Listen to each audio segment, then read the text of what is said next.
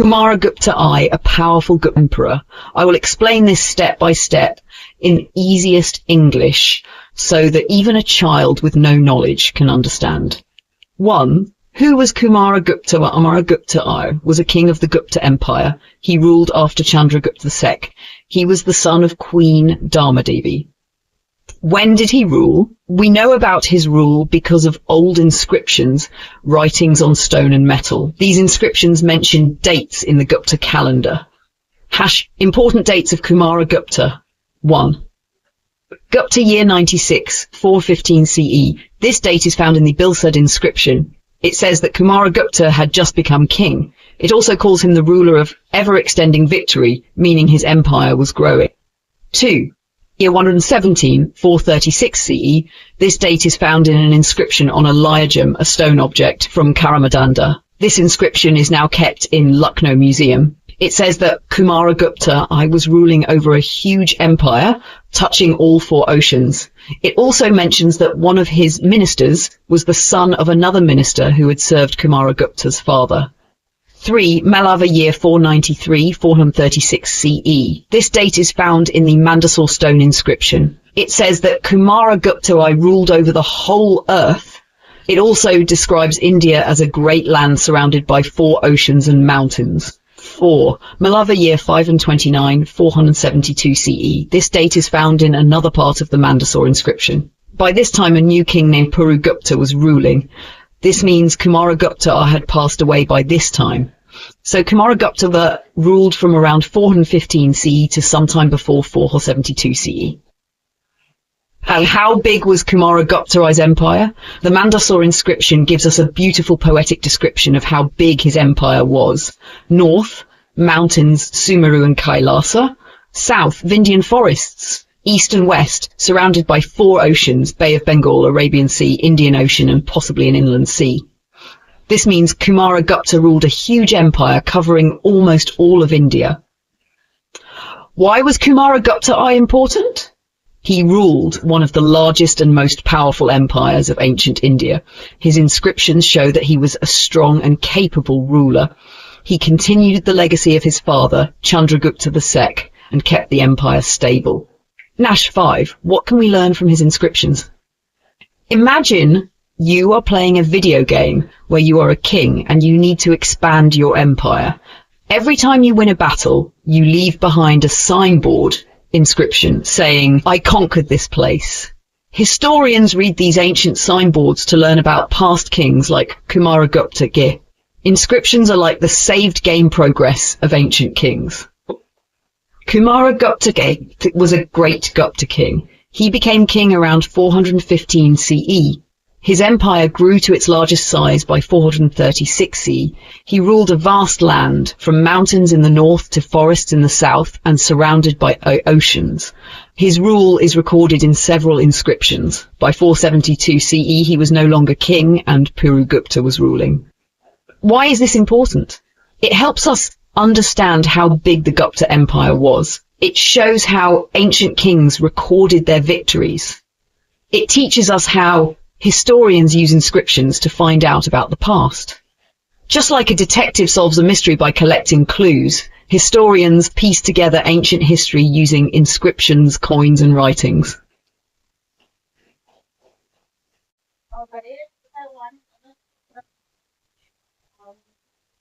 Mandsaur inscription and the Sun Temple explained in the easiest way. I will explain everything step by step in the simplest and easiest way so that even a small child with no knowledge can understand it. 1. What is the Mandsaur inscription? Long ago, people did not have books, mobile phones, or computers to write history, so they carved important events on stones to make sure future generations could read them. These writings on stones are called inscriptions. One such important inscription was found in Mandsaur, a place in Madhya Pradesh, India. This inscription tells us about a temple built for the sun god and the people who built it. Para 2. What does the Mandsaur inscription tell us? The inscription tells us 5 important things. Step 1. A temple for the sun god was built. The temple was built for the sun god, Dipta Rashmi. Example, imagine a group of people coming together to build a big, beautiful house for God. This temple was like that, a special place for worship. 2. Built by silk weavers. The people who built this temple were silk cloth weavers. They were organized as a group or a guild. Example, imagine all the tailors in a city forming a team and deciding to build a temple together. They came from another place. These weavers were originally from a place called Latavishaya, west of Malwa, near Gujarat. They left their homeland and moved to Dasapura, modern Mandsaur, Madhya Pradesh. Example, imagine a family moving to a new city for a better life. These weavers moved to Mandsaur because they liked the local kings. They faced hardships while travelling. The journey was very difficult, Asakani full of troubles, but they still travelled because they liked the rulers of the new land. Example, imagine walking a long distance without proper food or water, but you keep going because you know you'll find a better place. Ha! Local kings were good and kind. The kings of Dasapura were good rulers, and the weavers liked them. The inscription mentions 2 local kings, Vishvavarman Reaper and Gupta, father. Bandhuvarman Reaper, his son, who was the governor of Dasapura. Example, if a city has a kind and fair leader, more people will want to move there. That's what happened in Dasapura. 3. Important historical monuments mentioned. The inscription also mentions some famous historical pillars and monuments from different times. These were built in different places in India. 1. Udayagiri, 400 CE, a Gupta-era pillar found in Udayagiri, Madhya Pradesh. Example, imagine an ancient stone tower built to honour a king or a god. Sanchi pillar, C125 CC, a pillar in Sanchi, Madhya Pradesh, built during Ashoka's time. Its design was similar to Ashoka's famous pillars. Example, think of a tall pillar with beautiful carvings that tell a story about the past. 3. Tigawa pillar, a new type of design appeared on this pillar. It had a special decoration called Paga Kalasa, bowl of plenty, which symbolized prosperity and good fortune.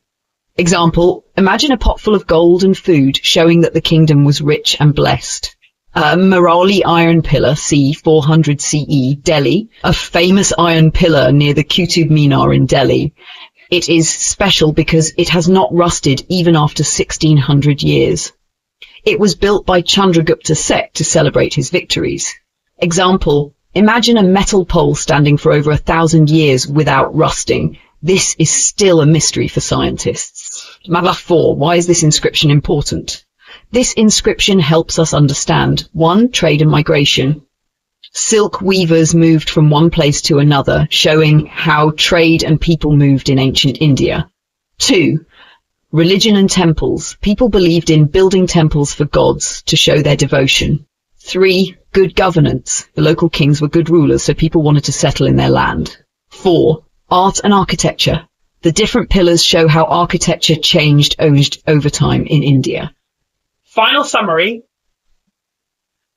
Long ago, a group of silk weavers left their homeland in Latavishaya near Gujarat and moved to Dasapura, Mandsaur, Madhya Pradesh.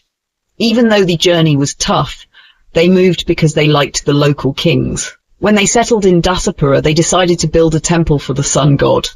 The inscription mentions the local rulers, Vishvavarman, Gupta, and Bandhuvarman. The inscription also talks about important historical pillars, like the Mehrauli iron pillar, Sanchi pillar, Udayagiri pillar, and Tigawa pillar.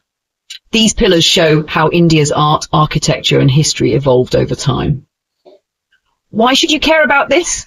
It shows how ordinary people, silk weavers, contributed to history. It tells us how temples were built and why they were important. It helps us understand how people moved, traded, and settled in different places. It connects us to ancient Indian culture, art, and governance. Think of it this way. Imagine a group of people today moving to a new city, liking the government, and building a beautiful church or temple there. Wouldn't that be an interesting story for future generations? This is why the Mandsaur inscription is so important. Now, if someone asks you about this topic, You will be the smartest person in the room.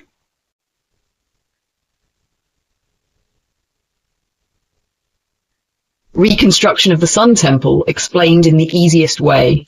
I will explain this step by step in the simplest and easiest way, so that even a small child with no knowledge can understand it.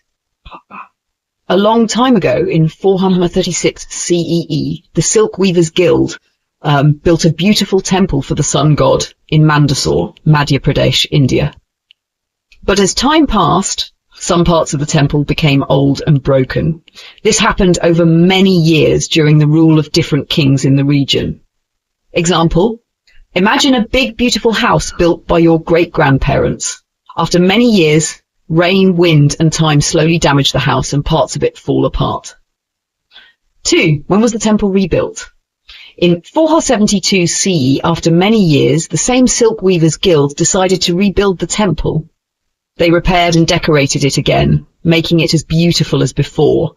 This time, the temple was restored under different rulers, not under Kumaragupta, who was the king when it was first built. Example, imagine an old, broken school building. One day, the same people who built it decide to repair it and make it new again. 3. The temple was the pride of the city. The rebuilt temple made the whole city look beautiful again. The inscription says the temple was like the moon in a clear sky, shining and bright. A Kaustuba jewel, a famous divine jewel worn by Lord Vishnu. Example, imagine a dull, dusty village with broken roads and old houses. Now, picture the people coming together to rebuild the most beautiful and grand temple. The village suddenly looks new and wonderful again. Now, 4. 2 important dates in history. 436 CE, Malava year 493. The temple was first built during the rule of Kumaragupta Tarsli king. Malava year 529. The temple was rebuilt under new local rulers. Example, think of a school built in 1990. Over time, the walls crack and the roof starts leaking. In 2025, people decide to fix it and make it look brand new. 5. Why is this important? It shows how people took care of their temples even after many years. It proves that trade guilds, like the Silk Weavers, were powerful and could fund big projects. It tells us about different rulers over time. It helps us understand how architecture and religion were important in ancient India. Final summary, learn. First, in 436 CE, a group of Silk Weavers built a grand sun temple in Mandsaur. Over time, the temple became old and broken. Many years later, in 472 CE, the same weavers repaired it and made it beautiful again. The inscription compares it to a shining moon in the sky or a jewel on a god's chest, meaning it made the city look grand and special. The first temple was built under Kumaragupta. The second time, it was rebuilt under new rulers. Why should you care? This is like a lesson for life. If something important breaks, we should rebuild it instead of forgetting about it. People's efforts, like the Silk Weavers, shape history, not just kings. Caring for our culture and history keeps it alive for future generations. Now, if anyone asks you about this, you will be the smartest person in the room.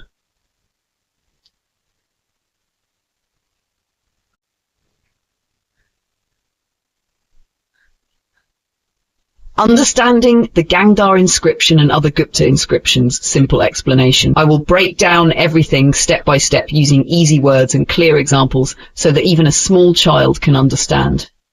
1. The Gangdar inscription of Vishvavarman, 423 CE. Who was Vishvavarman?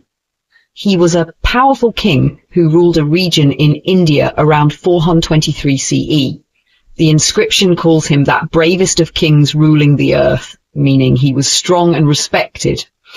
The inscription tells us the king's minister was a very trusted and wise person. The inscription calls him the third eye of the king, which means he was like the king's guide and helper. What did they build? 1. A temple for Lord Vishnu. 2. A temple for the Divine Mothers, which was full of female spirits, dakinis. 3. A large drinking water well, which helps people get clean water. Example, imagine a mayor of a city who builds a big temple, a place for goddesses, and a well for the people. This means he was religious and cared for the people's needs. 2. The Mankuwar inscription of Kumaragupta 448 CE. Who was Kumaragupta I? He was a great ruler of the Gupta Empire. Normally, Gupta kings had the grand title Maharaja, which means Great King of Kings. But in this inscription, he is called only Maharaja, which means just Great King. Why was his title different? 1. It could be a mistake by the person who carved the inscription. 2. It could mean he lost some power in his later years. 3. But this is unlikely because other inscriptions show he was still powerful. 3. Other inscriptions prove Kumaragupta was still powerful. What do these inscriptions say? Damodarpa copper plate inscriptions, 443 CE and 447 CE. They show that Kumaragupta's rule was still strong in eastern India.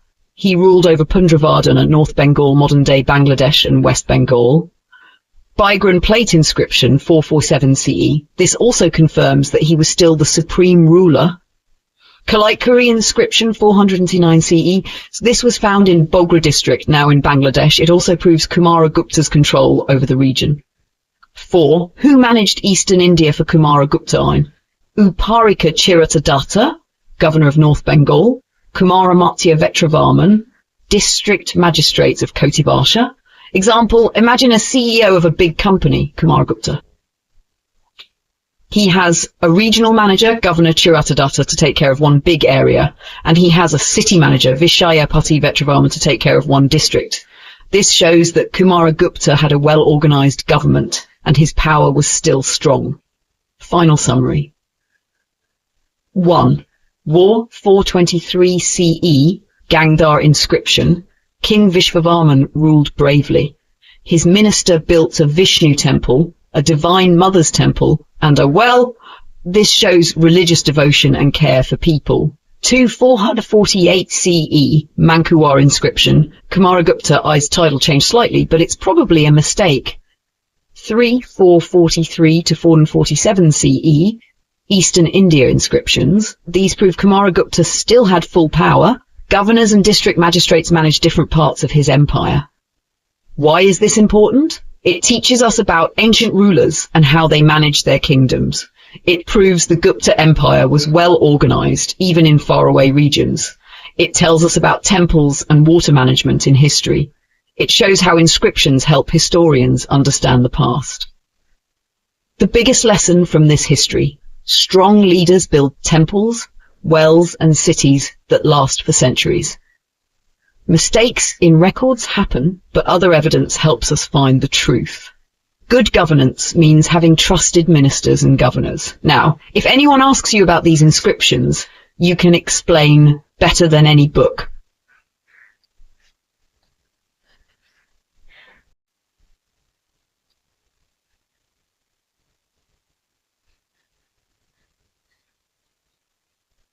The family of Kumaragupta I explained in the simplest way. I will break everything down step by step, using simple words and examples so that even a small child can understand. Who was Kumaragupta I? Was a great emperor of the Gupta dynasty in ancient India. He ruled a large kingdom and was a powerful leader. Like many kings, he had a family with queens and children. 1. Kumaragupta I's queen, Anantadevi, the only queen of Kumaragupta, I mentioned in inscriptions, is Anantadevi. The Bitari seal inscription, a historical record, calls her Mahadevi, which means chief queen or main wife. She was the mother of Puragupta, one of Kumaragupta's sons. Example, imagine a king with many wives, but one is the most important and has a special title. That's Anantadevi. Kumaragupta I's son A. Puragupta. He was the son of Anantadevi. The Bitari seal confirms that Puragupta was a Maharajiraj, which means he later became a great king. B. Skandagupta. Another son of Kumaragupta was Skandagupta. He immediately became king after Kumaragupta I's death. Inscriptions from Bihar and Bitari prove that Skandagupta was the next ruler.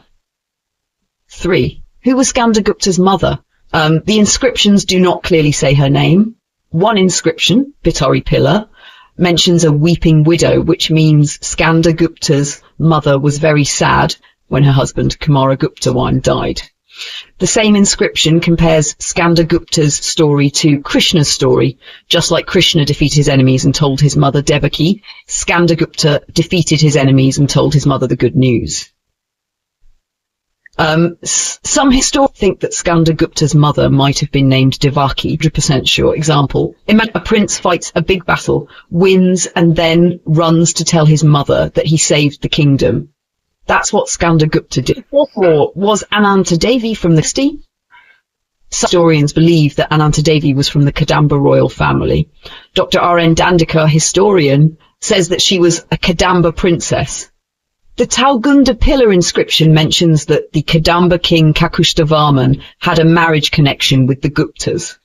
Since Kakustavarman and Kumara Gupta I lived at the same time, it is possible that Ananta Devi was from the Kadamba royal family. Example, imagine two powerful kingdoms making a deal by marrying their prince and princess. That's what might have happened between the Guptas and Kadambas. 5. Another possible wife of Kumara Gupta. The Bihar stone pillar inscription mentions another wife of Kumara Gupta as. It says she was the sister of a minister, an important official in the kingdom, but her name is not given in the inscription. Example, imagine a king who marries the sister of his trusted advisor to make their bond stronger. Yeah. That might be what happened. Final summary, learn like a story. 1. Kumara Gupta I had a queen named Ananta Devi. She was called Mahade, chief queen. She was the mother of Pura Gupta. 2. Kumara Gupta I had two known sons. Pura Gupta, son of Ananta Devi. Skanda Gupta, who became king after him. 3. Skanda Gupta's mother is unknown, but some think her name was Devaki. The Bitari inscription compares her to Krishna's mother, Devaki. Some historians think this means her real name was Devaki, but this is uncertain. 4. Ananta Devi might have been family. The Talgunda inscription suggests this because it mentions a Gupta-Kadamba marriage alliance.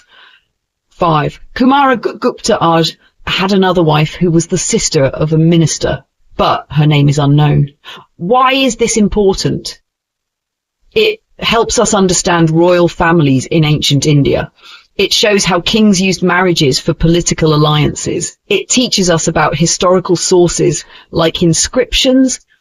It proves how powerful and organized the Gupta Empire was. Biggest lesson from this history. Kings often married princesses from other royal families to make alliances. Inscriptions are like ancient history books that help us learn about past rulers. Sometimes history has gaps, but we use different records to find the truth. Now you know everything about Kumara Gupta's family better than any textbook.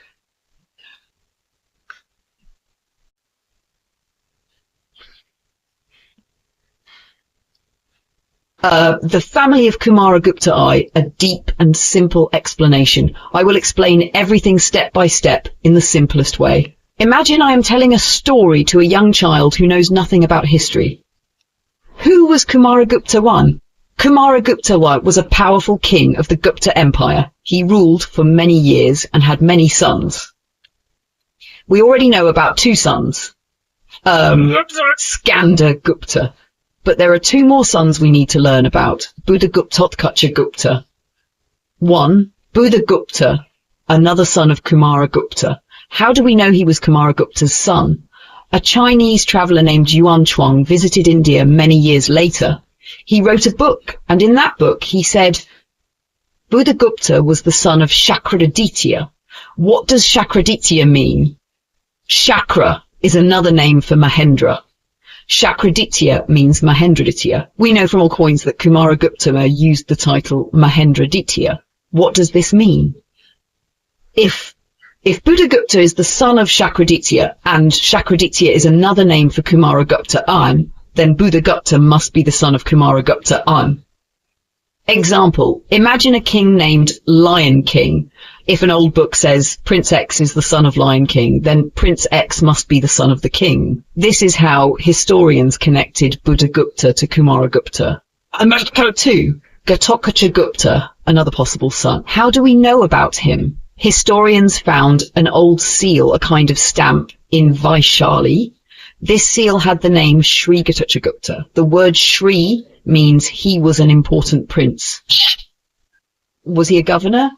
In big empires, the king could not rule every place directly. He appointed governors to manage different regions. Gupta may have been one of these governors. Amsh 3. Evidence from inscriptions, stone writings. Two main inscription 435 CE. Where was it found? In Gwalior, India. What does it say? It talks about 3 kings. 1. Samudragupta, grandfather of Gupta. 2. Chandragupta Sikh, father of Kumaragupta I. 3. Kumaragupta I, who was ruling at that time. It says Gupta was a strong warrior like his ancestors. Example, imagine a family of great soldiers. If an old letter says, the grandson of the great warrior is also a strong fighter, it means he continued his family tradition. B. Vaishali seal and Gupta's journey. Vaishali seal also mentions another prince named Govinda Gupta. Govinda Gupta was probably a viceroy, governor of Vaishali. Gupta may have worked under him, but later Gupta moved from Vaishali to Malwa, another region in India. Example, imagine a prince starts as a governor in one city. Later, he is sent to a bigger region to manage it. This is what might have happened to Gupta. 4. Coin evidence, proof from money. Coins are like history books in metal form. A coin found by historian Allen has Gutto on one side, Gupta on the other side. This suggests the coin belonged to Gupta. Example, imagine you find an old coin with a king's name. That coin proves the king existed and ruled. This is why historians trust coins as strong evidence. 5. Mandsaur inscription, 467 CE, found in Malwa, a region in India, written by Databhatta, the son of a general named Datta. It says Govinda Gupta was a ruler in Malwa. This connects Govinda Gupta and Gupta to Malwa. Final summary, learn like a story. 1. Kumaragupta, I had 2 more possible sons. Buddha Gupta, mentioned by a Chinese traveller as the son of Shakraditya. Gupta, mentioned in seals, inscriptions and coins. 2. Gupta's journey. First he worked under Govinda Gupta in Vaishali. Later he was sent to Malwa as a governor. 3. How do we know? Seals, like old royal stamps. Inscriptions, writings on stone. Coins with his name. Biggest lessons from this history. History is like a puzzle. We connect coins, stones, and records to understand the past. Governors were important. Princes didn't always rule directly. Sometimes they were sent to govern different parts of the empire. Inscriptions tell real stories. Chumin, Vaishali, and Mandsaur inscriptions help us understand how the Gupta Empire worked. Now you know everything about Buddha Gupta and Gupta in the simplest and most detailed way.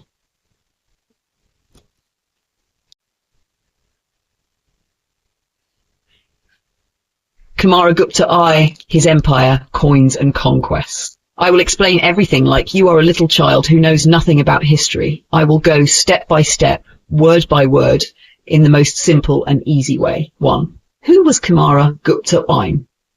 Kumaragupta I was a great king of the Gupta Empire. He ruled a huge empire in India. He was the son of Chandragupta Sikh, another powerful king. Kumaragupta ruled for many years and kept his father's empire strong. 2. How do we know about his empire? We know about Kumaragupta I's from 2 important things. 1. Inscriptions. These are old writings on metal or stone that tell us about kings. 2. Coins. The money used during his time had his name and symbols on them. Inscriptions, old writings. 2 important inscriptions tell us that his empire was still strong. 1. Damodar copper plate, 443 CE. 2. Bigram plate, 448 CE. These inscriptions show that until 448 CE, Kumaragupta I had full control of his empire. His power did not decrease. He ruled the same big empire that his father had built. B. Coins, old money. Coins were used by traders, merchants, and people for buying and selling. Kings made coins with their names and special symbols to show their power. Kumaragupta I's coins were found in many parts of India, proving that he ruled a huge area. 3. Where were his coins found? Kumaragupta I's coins were found in different parts of India, which means his empire was very big. A. Silver coins with Garuda, eagle symbol. These coins were found in Western India. This means he ruled Western India just like his father. Example, if you find a coin with the king's name in your village, it means he ruled your village. B. Silver coins with a peacock. These coins were found in central India in the Ganges River Valley. This means he controlled the central part of India too. D. Coins similar to Kshatrapa coins. Some coins found in Western India were slightly different from Kshatrapa dynasty coins. This means that these coins were used even outside Kshatrapa lands, proving Kumaragupta I's influence was strong. D. Coins similar to Trikutaka dynasty coins. Some coins found in southern Gujarat looked like Trikutaka coins. This suggests that Kumaragupta I had some control over southern Gujarat too.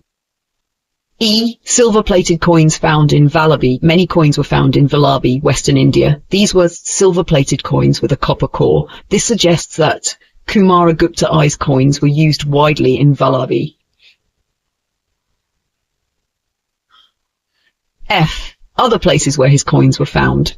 His coins were also found in Ahmedabad, Gujarat, Sataram, Maharashtra, Bhavnagar, Gujarat, Nanagar, Gujarat, Alice. This means his rule extended far and wide in Western India. 4. His coins were carried by traders. His coins were not only used in Western India, but were also found in many faraway places. Traders carried these coins to other parts of India for business. His coins were found in places like Benares, Varanasi, Ayodhya, Mathura, Kannauj, Hamirpur, Saharanpur, Buria, near the Yamuna River. Example, if you find an American dollar in India, it means someone brought it from America. This shows that Kumaragupta I's empire had strong trade connections. 5. Did Kumaragupta I conquer new lands? Some historians believe he did not just maintain his father's empire, but also expanded it by conquering new lands. How do we know this? He issued a special type of gold coin. This coin was called the Ashvamedha type. What is Ashvamedha? Ashvamedha was an important horse sacrifice in ancient India. Only a powerful king who won new lands could perform it. If a king released a horse, it was a challenge to other kings. If no one stopped the horse, it meant they accepted his rule. If someone stopped it, there would be a war. If a king successfully completed the Ashvamedha sacrifice, it meant he conquered new lands. What did his Ashvamedha coin say? Front obverse of the coin. Jayati Divam Kumara, meaning Kumara conquers heaven. Back, reverse, Sri Ashvamedha Mahendra, meaning the great king of the Ashvamedha sacrifice. Why is this important? Only a great conqueror could perform the Ashvamedha sacrifice. This means Kumaragupta I must have won some new battles. Example, imagine a school where a student wins the biggest trophy. It means he is the best student in something. Similarly, the Ashvamedha coin proves that Kumaragupta I was a great conqueror. Final summary, what did we learn? 1. Kumaragupta I was a great king of the Gupta Empire. 2. His rule remained strong up to 448 CE according to inscriptions. 3. His coins were found all over India, proving his empire was huge. 4. His coins in Western India show he kept control of his father's conquests. 5. Some coins were similar to Kshatrapa and Trikutaka coins, meaning his influence spread even beyond his empire. 6. His coins were carried by traders to faraway places, proving a strong economy and trade network. 7. He issued a special Ashvamedha coin, proving he was a conqueror and performed a great sacrifice. Biggest lessons from this history. Coins tell real history. Kings put their names and symbols on coins. Where we find these coins tells us where they ruled. Inscriptions are like ancient newspapers. They tell us what happened in a king's rule. Ashvamedha means victory. Only a great warrior king could perform this sacrifice. Now you know everything about Kumara Gupta, his empire, his coins, and his conquests in the simplest and best way possible.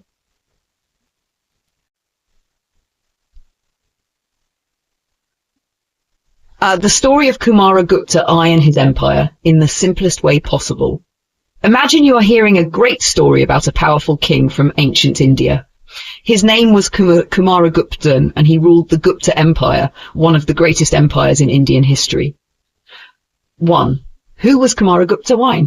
Kumara Gupta was a strong and successful king of the Gupta Empire. He ruled from 415 CE to 455 CE. His father was Chandragupta II, Vikramaditya, another great ruler. He was responsible for keeping the empire strong and expanding it further. Part 2. How do we know about his greatness? We know about Kumara Gupta first from 2 important sources.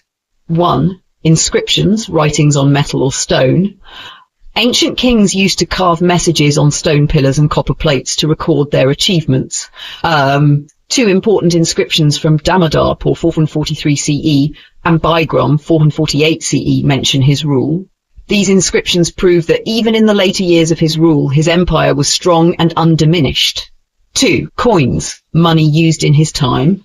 Kings in ancient India made coins with special images and words to show their power.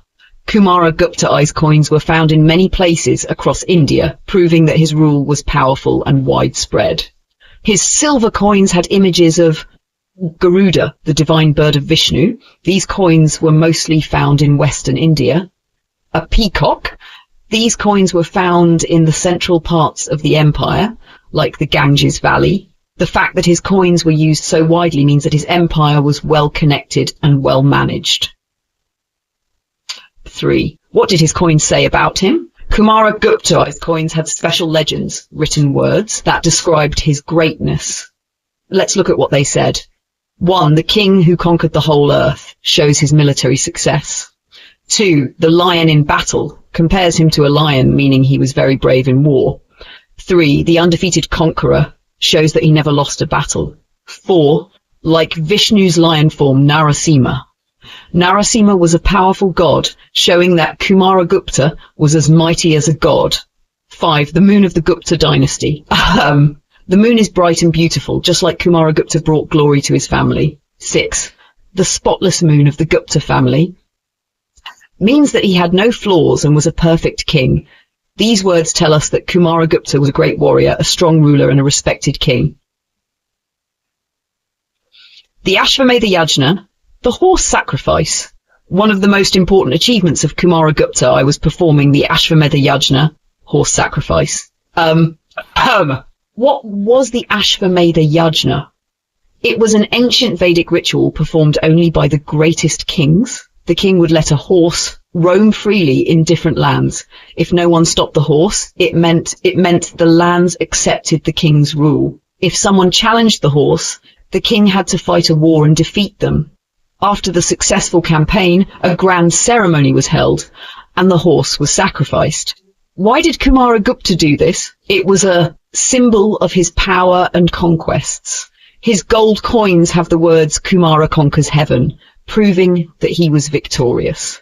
This means that under Kumara Gupta I, the Gupta Empire expanded further. 5. Problems in the later years of Kumara Gupta's rule.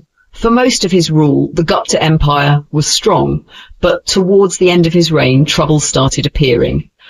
The Bitari stone pillar inscription, written during his son's rule, talks about these problems. 6. The crisis faced by his son, Skandagupta. After Kumara Gupta, his son Skandagupta became king. The inscription says that the empire faced enemies who wanted to break away. It mentions that Skandagupta had to fight to save the empire. What were these problems? 1. Enemies inside the empire, Pushyamitras. The Pushyamitras were a group of people who once accepted Gupta rule, but now they wanted to be independent. They gathered soldiers and wealth to fight against the Guptas. The Vishnu Purana, an old Hindu text, also mentions these rebels and other groups like Patumitras and Durmitras. 2. Skandagupta's struggles. The inscription says that the Gupta dynasty's fortune was shaking. Skandagupta had to work hard to restore the empire. He even slept on the battlefield, showing how difficult the war was. But in the end, he succeeded and saved the empire. 7. What can we learn from Kumaragupta's story? Strong leaders can keep a kingdom stable. Kumaragupta kept the empire strong for many years. Power is not permanent. Even the greatest empires face challenges. Bravery and leadership matter. Skandagupta's efforts saved the empire. Coins and inscriptions are like history books. They tell us about the past. Hey! Summary in simple words. Kumaragupta was a powerful king of the Gupta Empire. He ruled from 415 CE to 455 CE and expanded his empire. His coins and inscriptions show that his rule was strong. He performed the Ashvamedha Yajna, or sacrifice, to celebrate his conquests. But towards the end of his reign, problems started. His son, Skandagupta, had to fight hard to protect the empire. He defeated the rebels and saved the Gupta dynasty. Final thoughts. The story of Kumaragupta and Skandagupta is a great lesson in power, leadership, and resilience. Even the greatest kings face challenges, but true leaders fight back and protect their legacy.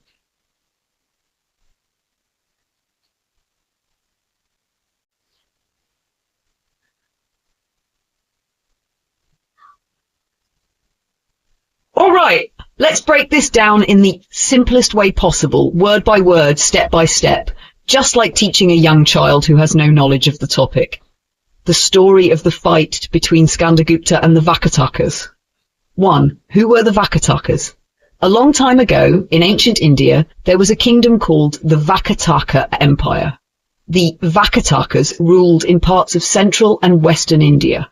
They were powerful rulers and controlled many regions, including Maratha country, present-day Maharashtra, Konkan, the western coastal region, Kuntala, southern parts near Karnataka, western Malwa, central India, near Madhya Pradesh, Gujarat, Kosala, eastern central India, Mekhala, a small but important region, Andhra, southern region.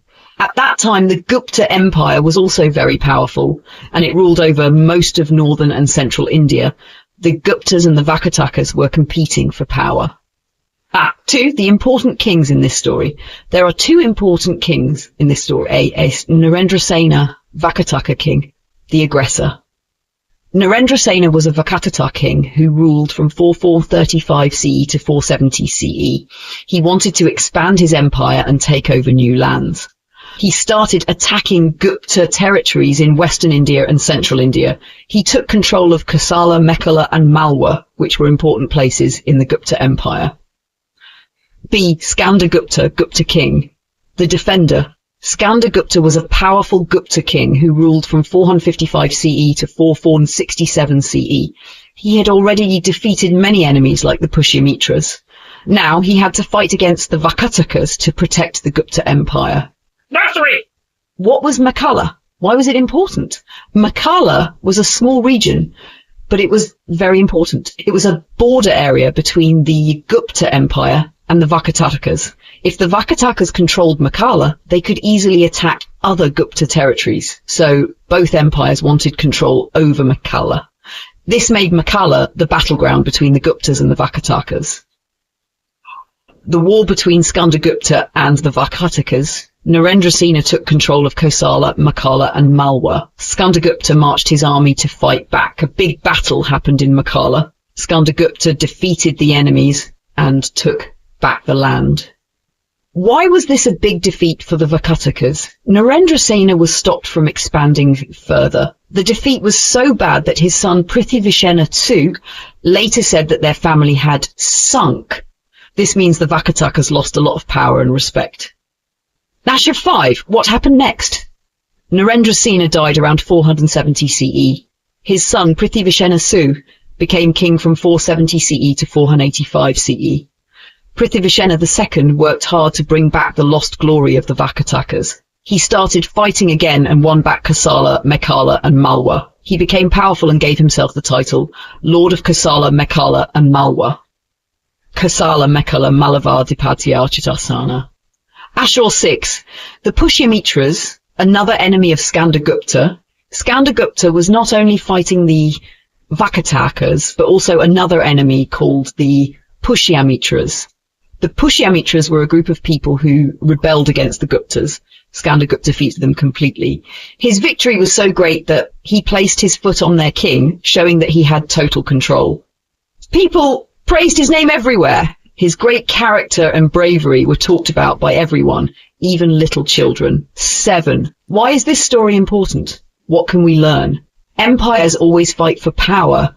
The Guptas and the Vakatakas both wanted more land. Strong leaders can stop invasions. Skandagupta protected his empire from the Vakatakas.